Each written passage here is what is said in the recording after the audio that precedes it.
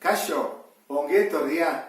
Kubo honen bi diagonalak kalkulatzeko behar bada zailtasun desberdinak egon daitezke. Baina lehenengoa da ikustea hemen angelu zuzenak daudela. Bi. Eta hortarako kubo bat ekarri dut ez baduzute ikusten ere, honekin argiago izan daitekelako. Irudia horrela izango litzake.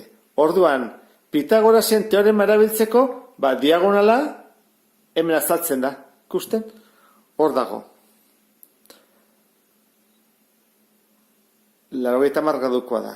Baina, altura badakigu, diagonala ez, beko aldea behar dugu. Eta beko aldea nola kalkulatu daiteke? Beira kuboa hola jartzen badut, baitere Pitagorasen teorema aplikatu daiteke. Ze beko aurpegia ikusten dezun bezala 80 gradukoa da. Eta bi aldeak berdinak ditu. Orduan, lehenengo kalkulatuko dugu beko aurpegi hau, eta gero, beko aurpegia dugunean, diagonal handia. Erpin hontatik, honea doana. Hastera goaz orduan, beko aurpegia. Jartzen dut diagonala, eta diagonal txikia izango litzake. Zenbat altura? 12. Zenbat da oina? 12. Hipotenusa zein da? Diagonal txikia. Orduan, diagonal txikia berdin, 12 berdi, gehi 12 berdi.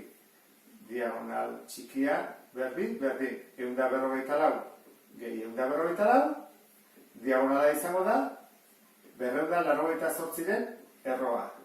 Erroa, 288, berdin, 16,87 zentimetro. Orain, diagonal handiaren bila joan behar dugu. Triangelo bat atzen dut. Zenbat altura? 12. Zenbat da oina? Diagonal txikia. 16,87. Eta zein da diagonal handia? Hoi da behar duguna. Hipotenusa. Orduan jarriko dut. Diagonal handia berdin, 12 berdi, gehi 16,87 berdi.